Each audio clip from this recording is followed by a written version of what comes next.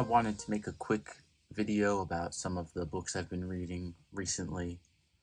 Kind of a top 10, give or take one or two of the books I've read since May. I've been doing a lot of really good reading, and there's some really great books in here, so let's get to it. The first one I read, the first one I wanted to talk about was The Belan Deck by Bucher, put out by Sideshow Books.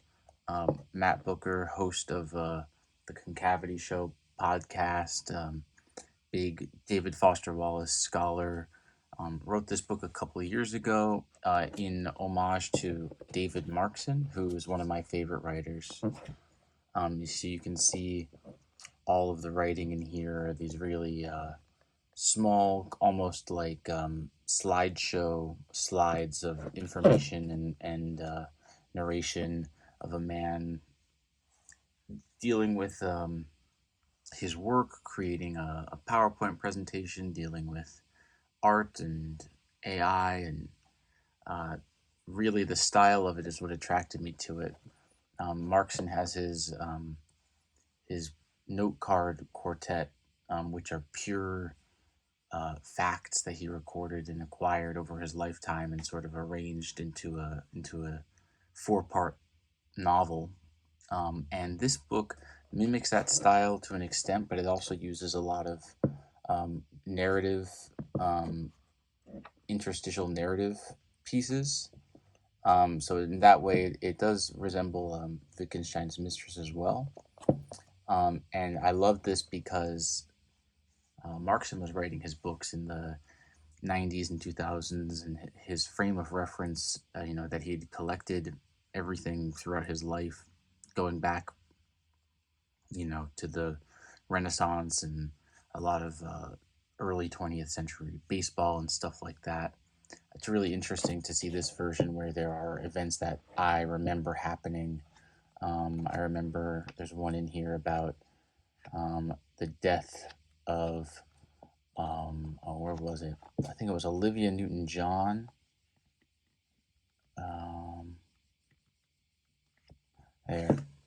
Olivia Newton-John and David McCullough died on the same day. And I remember that happening.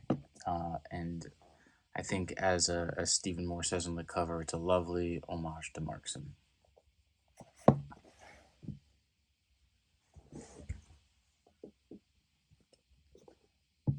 Sketches from a Hunter's Album by Ivan Turgenev. I first heard about this book actually from, I think it was in Harold Bloom's How to Read and Why. He mentions a story from this collection as sort of an exemplary prose narrative.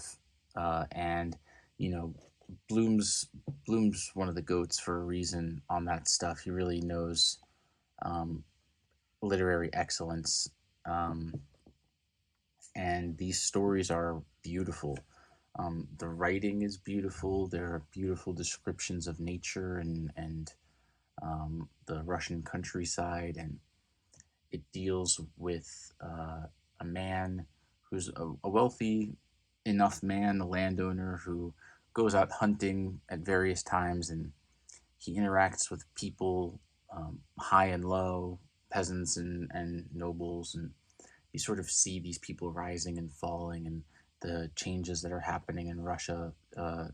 This is, I think, from 1852, which is also notably the same year Gogol died, Nikolai Gogol. And another interesting part throughout all these stories is this kind of specter of Germany from their recent invasion. And, at this time, sort of German intellectualism is kind of this ghost hanging over a lot of Europe. So seeing that throughout the stories repeats again and again. There's a really great introduction in here.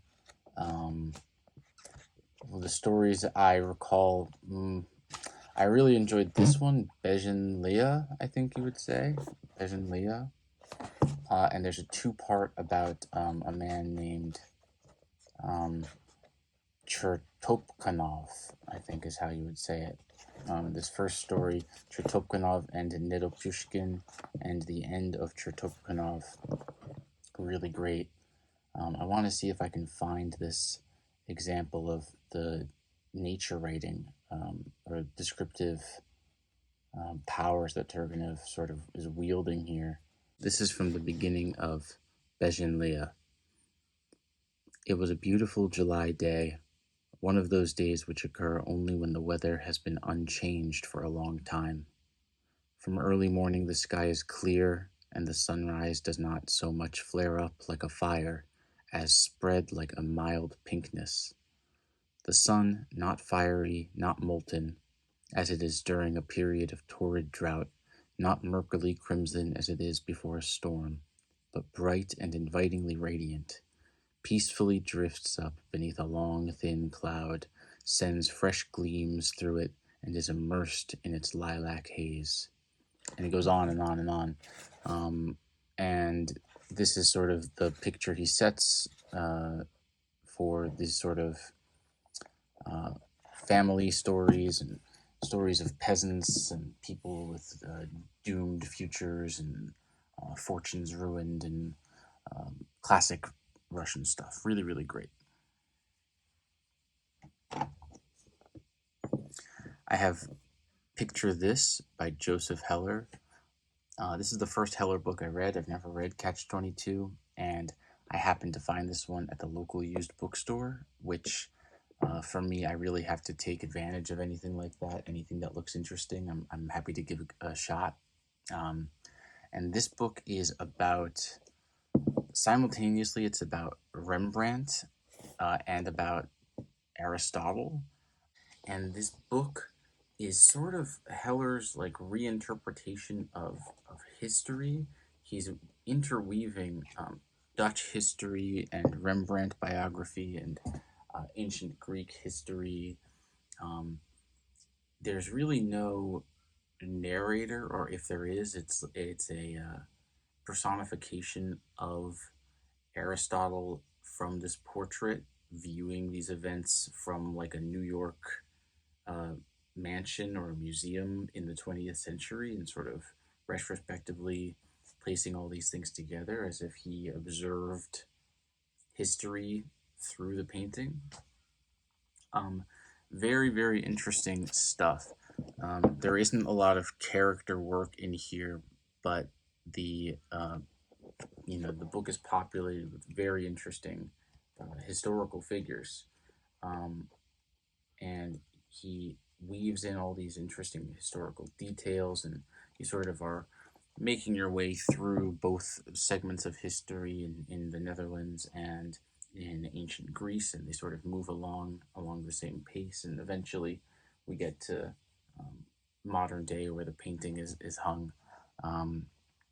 I've never really heard about this book. I've never seen anyone else talk about it, but I recommend it. It was really, really great, and yeah, definitely I'm more interested in reading Catch-22 than I was prior.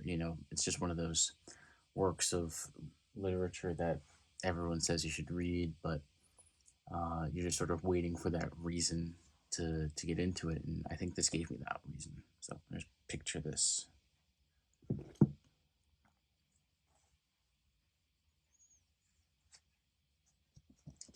I really enjoyed Death in Venice by Thomas Mann.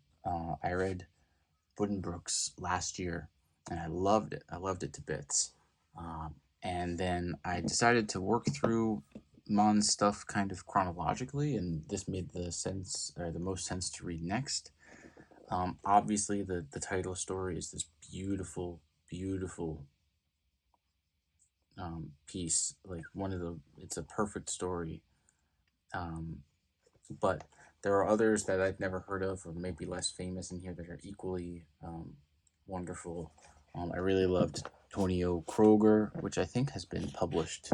Maybe you can get like an edition of Tonio Kroger or something in like a small Penguin pocketbook. I really liked Tristan. I really like the first story was quite sentimental and quite moving. Little Herr Friederman. which I think came out before Buddenbrooks. And so you get to see, I think, over 30 or 40 years. When did Death in Venice come out? I want to say 1912. So yeah, we've got 15 years of Mann's development as a writer, and he really just catapults into this beautiful high style. Like, it's so good. But something noteworthy for me reading the introduction, which I didn't know, is apparently the original Mann translator, like the person who first translated his works into English, was a poor German speaker. Found out after the fact, and a lot of intention in Mann's writing was probably glossed over, and details were dropped in favor of a clearer story. And unfortunately, that was the version of the Magic Mountain that I bought, and it was also the version of Buddenbrooks that I read and loved so well, translated by who's it? Translated by H.T. Lowe Porter. The translator here for Death in Venice is David Luke, and he kind of tears Lowe Porter to shreds and really advises people not to read those translations. So I picked up another translation of The Magic Mountain, and I want to read that soon. But that's just kind of a heads up for folks out there. Put that one away. Here it is. Death in Venice. I read Jerusalem by Gonçalo M. Tavares from Dalkey Archive with this really nice yellow spine. This book is set in some anonymous Middle European town, and it follows a handful of characters who are connected through marriage and romance, and the main, I guess, characters, there's like 3 or 4 who are, 2 are married to each other, and the woman is sent to an insane asylum, and when she's there, she has an affair with another inmate who gets her pregnant. But the timing, this book takes place in like one night, but it sort of builds backwards up to this moment. The first chapter, this book is split up into really nice short chapters and short segments. This first paragraph: Ernst Spengler was alone in his attic apartment, getting ready to throw himself out the already open window when the telephone rang.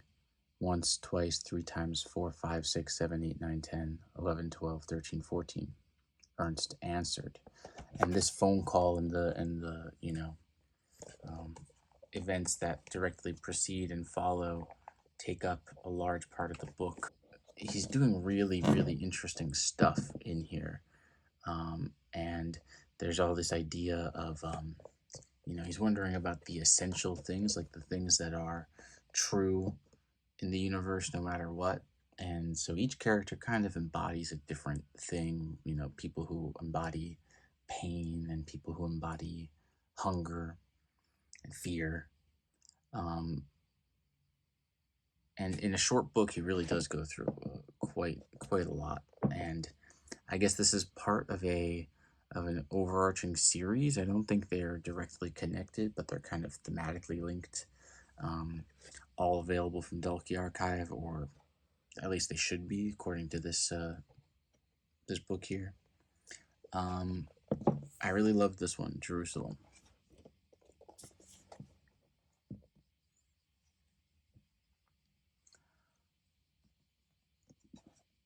The Last Samurai by Helen DeWitt has been on my radar for over 10 years, and I kept waiting to get this New Directions copy, and when I was working in the bookstore, it never showed up, and it never seemed to be in stock when I would go to like a Barnes & Noble, and you could find the old like black copy, I think put out by like Miramax, who did books for a while.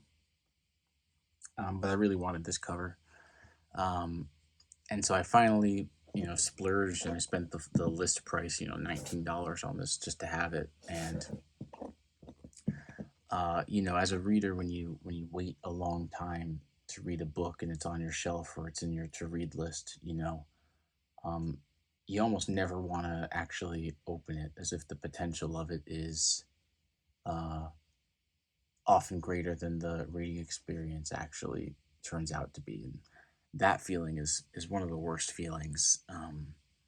I had that recently this year, reading, I think, a book of essays from Edward Hoagland, who I just had been interested in for so long. And I changed so much as a reader that by the time I got to it, I was like, I have no interest in this. This isn't doing anything for me.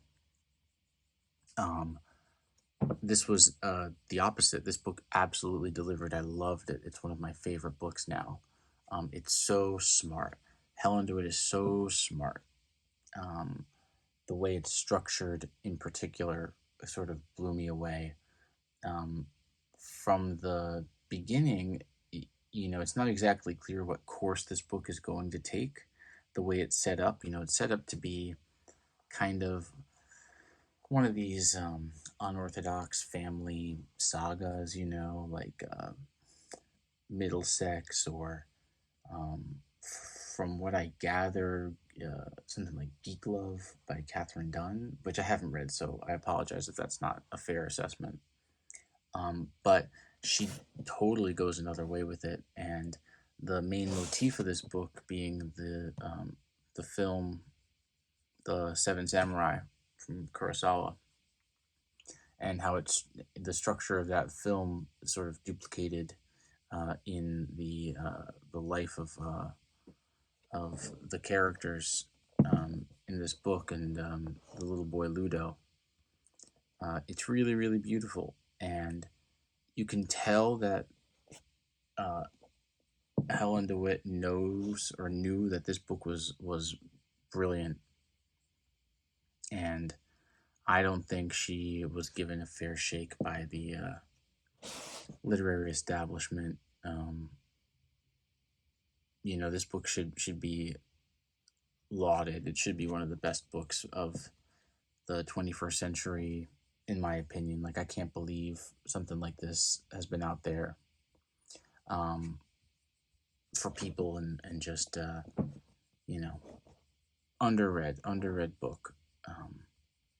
And I'd like to revisit. I read her short story collection, Some Tricks. I think I read it in 2020, and I was underwhelmed. I thought it was smart, but it clearly showed like a lot of like um, dry humor to the point of almost bitterness, and I I think that was unfair. I'd like to reassessment and give it a new another read, because this book really blew me away. And coming from this book, one of the literary figures who, this book is full of references to other literary works and cinematic works, and um, one of the figures who appears almost as like a guru of sorts is Donald Richie, who I spoke about in the video I made in January. I read his Travels in the East, and I thought that was a total stinker. I hated it. Super boring and bland travel, and just a guy aging out of the world around him, and feeling you know kind of certainly bitter. But you know certainly Richie has a track record of being a Japanese scholar, a film scholar, and a Japanese culture scholar of renown. So I knew I wanted to give him another shot, and I'd had this book sitting on my shelf. So inspired by Helen DeWitt, I gave Donald Richie another chance, and I read a tractate on Japanese aesthetics. And this is like a really beautiful little book. You could read it in a day. It's got all these nice sort of tables interjected with like defining terms, and the way it's laid out is really nice. He sort of goes through a lot of the sort of essential themes of Japanese aesthetics, and all these terms, wabi sabi, aware, these things that are kind of, you know, you can buy a book about wabi sabi at, Books a Million, right? Um, but he really lays it out for you where these things come from and what they represent in just 70 pages. It's a very clear, like, establishing these themes, and he references, you know, the tale of Genji. He references Hojoki, and really, really loved this book, and using it as a resource, looking into Japanese culture is kind of essential. And I wanted to give another shout out to Stonebridge Press. Their stuff is really, really good, especially their Japanese culture stuff.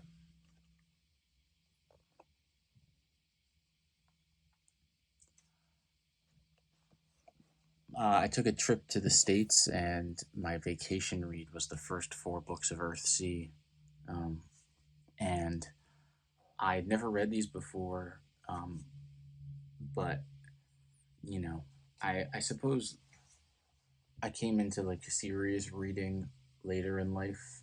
I was always reading books as a kid, but, I kind of just read, um, just for like entertainment, or whatever, any like page turner stuff. I didn't really have anyone like sort of guiding me, with like what books are the best. I sort of just like whatever was around or recommended in the Scholastic Book Fair. Um, I wish someone had recommended these books to me when I was a kid. Um, if I could go back in time, um, I would love to have read these books as a kid. They're beautiful to read for the first time as an adult too, but it was the thought that kept going through my head when I was reading. Um, I had no idea that these books are, while connected, not sequential. They're not like, one follows into the next and it's this big overarching narrative. Um, the narrative, if there is one connecting them, is the life of, um, Ged, who's the wizard of Earthsea, and his sort of origins takes up the first book. Um, and then in the second book, we meet Tenar, who becomes the main character of that book in the fourth book. And I think maybe those two were my favorites.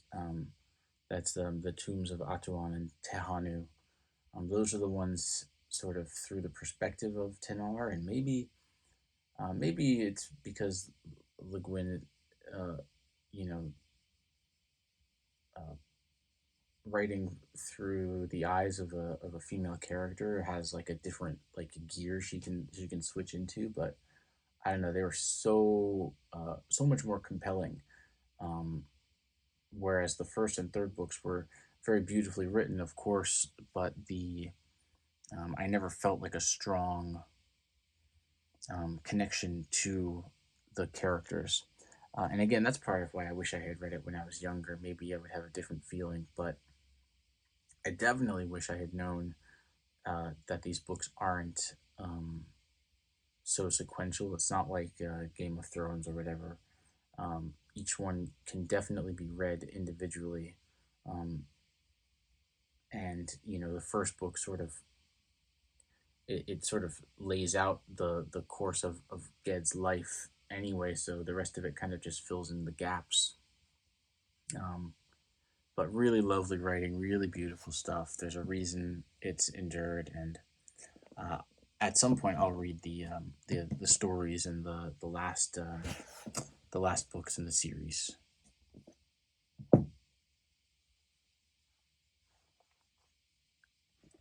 When I was in the States, I was able to bring back some books that I've had in storage and wanted to read forever. And, Illuminations from Walter Benjamin it was the first book I wanted to read. I sort of got really interested in Benjamin in the last year, and I knew I had this book waiting for me. Uh, totally worth it. His insights on Kafka in particular, and Proust as well, are, second to none. Really, really, really, profound. and he elevates the writing in a way that uh, it's almost like a canonizing, right? This analysis, it lifts up the writing, which a lot of times I read literary essays and it sort of brings this literature down to earth, and it makes it kind of personal. It makes it like a connection to the reviewer or the essayist. Um, this is like, you know, how Kafka and Proust like represent society and culture at large. Um, the essay in here about the drama, I don't know so much about Brecht and epic theater and things like that, so I enjoyed it. But I'd have to read Brecht to really get more out of it. The essay on Baudelaire is also phenomenal. Um, Unfortunately, I always get the feeling that I'm not going to get the most out of Baudelaire unless I read it in French, which Benjamin could do. So I take his thoughts on it seriously. Like, I think he knows a lot of what he's talking about, and so I have his a collection of his writings on Baudelaire from Verso that I'll get to at some point. And the last essay in here, "The Work of Art in the Age of Mechanical Reproduction," is like a it's so crazy how it predicts so much of what the century following his writing of it would look like. I think there's a reason Benjamin has become kind of a figure of he wasn't appreciated in his life, but he's lasted, and people study his things, and a lot of critical theory is just it stems from his writing. Really remarkable stuff, and I couldn't talk about this book without mentioning the amazing introduction by Hannah Arendt. I was like this essay at the beginning is like 60 pages, and I had to stop using my tabs because I was just tabbing every page, and like the density of the book was increasing to such a point that it was going to ruin the integrity of of the book itself. um, Arendt's amazing as well. I haven't read any of her books, but this essay, similar to Picture This with Heller, it gave me a reason to. And so I've got one of hers on my shelf. I can't remember which one. But Benjamin is remarkable. I'll be reading more of his stuff, and his arcades project is one of my white whales. I'll get there.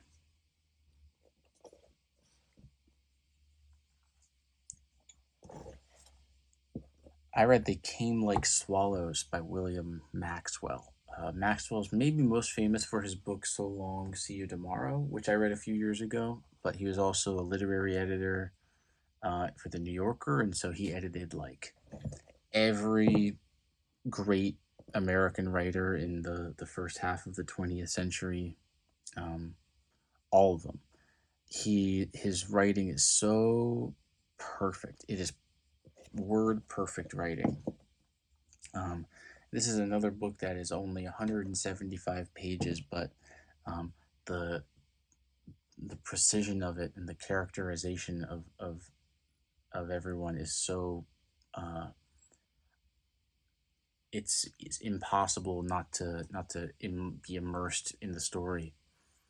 And it's a story of a family in Illinois who um, are dealing. It takes place in 1918, and there or 1919 maybe, and it's during the epidemic of the Spanish flu.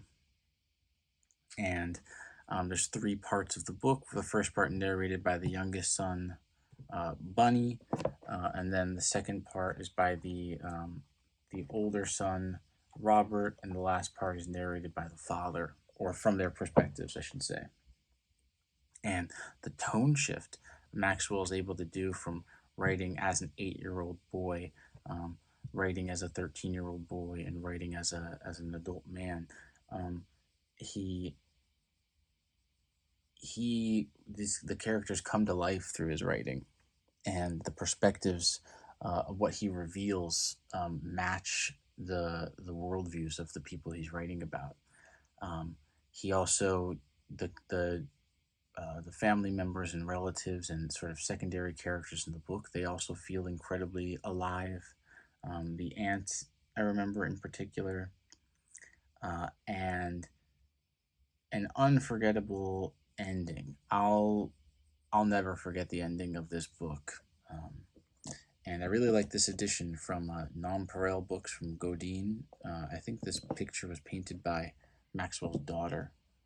Really beautiful stuff. Sad stuff. Not, you know, it's not one of these books.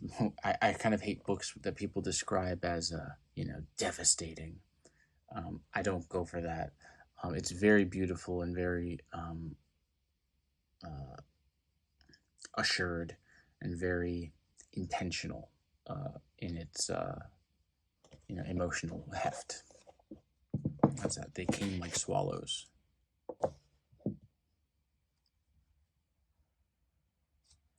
And the last one I want to talk about is My Mortal Enemy by Willa Cather. I like Willa Cather. I love Death Comes for the Archbishop, and I read Oh Pioneers, which I liked as well. And I'd like to continue her sort of pioneer trilogy. But I found this one for 100 yen when I was in Nagoya. So 100 yen, it's like 60 cents these days. And it's a really slim volume, only like 80 pages.